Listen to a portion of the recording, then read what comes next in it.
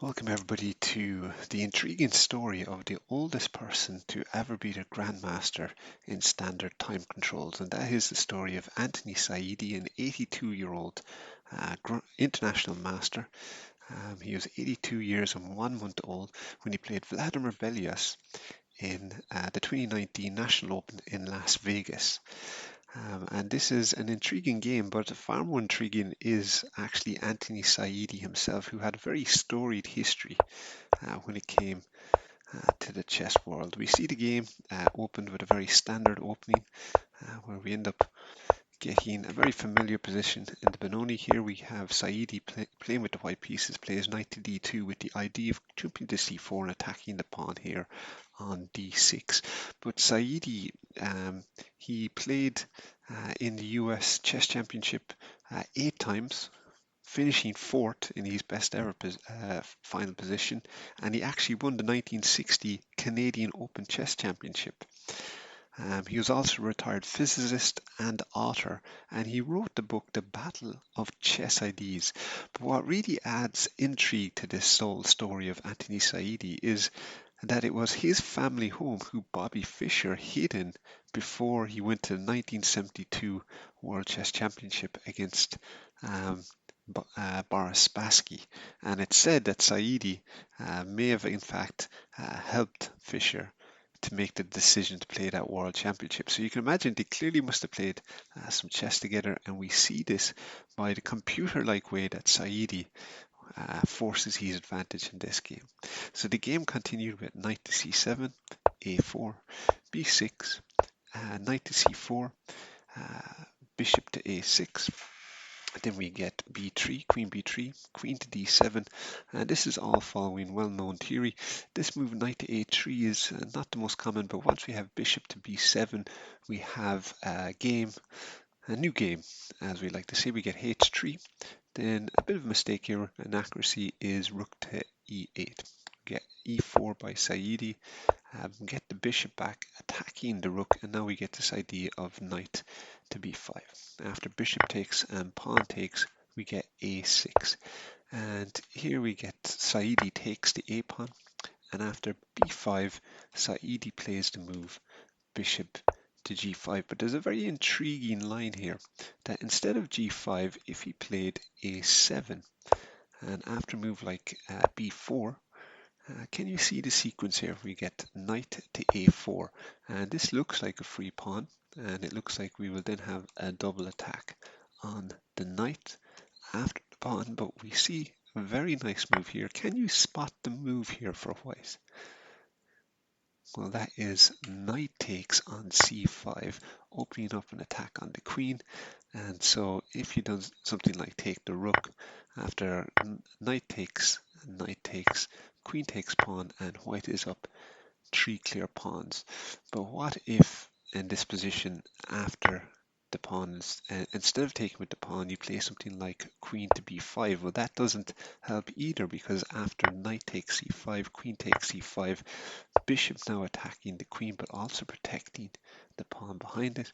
We get queen b5, and then after some very accurate moves, rook to c1, rook to c8, rook to a4, queen to e8, and taking the pawn, we see here with this pawn protected and with a battery coming up here, it's looking very nice indeed for white.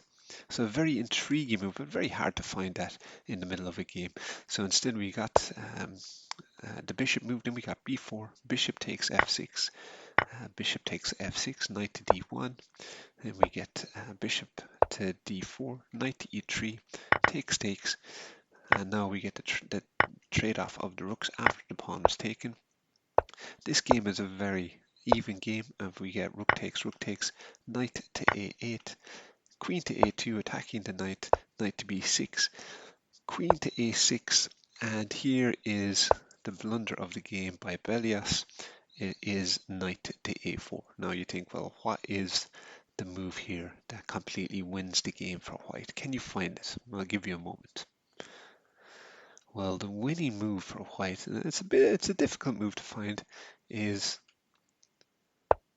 bishop to f1. Why is that? The move can't you just play knight takes pawn?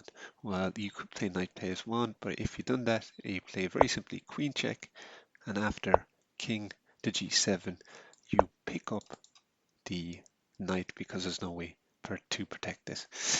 So after this bishop move, we get queen to e8, and after um, bishop to b5, which is classified as a blunder because technically this is a better move, because of course if the queen takes, we have a very nice way of winning the game.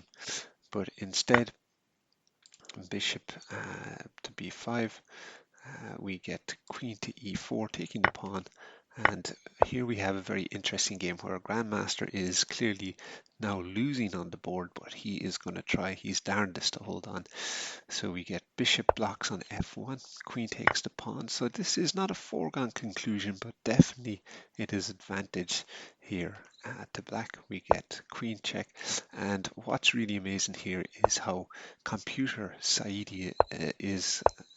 like Saidy is in his finishing. I'll just turn on the computer and watch how many computer moves he hits. 1 out of 1, 2 out of 2. We get pawn takes. This is a blunder here. We get pawn push by Belous, check by Saidy. We get king to g8, and that was a poor move. So far, all but one are computer moves by Saidy. We get check again, drops the bishop back, queen attacking the bishop. Now we get check again by Saidy, king drops back, Saidy protects his bishop, then he takes the pawn. We get queen again. Now this is a nice little one because clearly you can't take here, you completely lose the game and lose your queen. So look at this for technique by Saidy. He plays pawn to d6, a beautiful move, sensational move really, and with the check. So now we get king goes to f8, queen to c8, king drops back, and again queen to c7, checking, but now all importantly the queen is protected, and after king to h6 you take the pawn, and even after winning the bishop you just simply push the pawn, and after queen to e8 check and king to h2, the game was resigned by Belous. Now it could continue on. You could very simply play something like queen to e2, but after check, pawn push, and then getting in behind the pawn, there really is no way for black to continue. You come back and you're very simply going to have to trade off your queen for the pawn, and it's a simple finish for somebody of Saidy's caliber. So a really wonderful game, and we see the oldest person to ever win against a Grandmaster.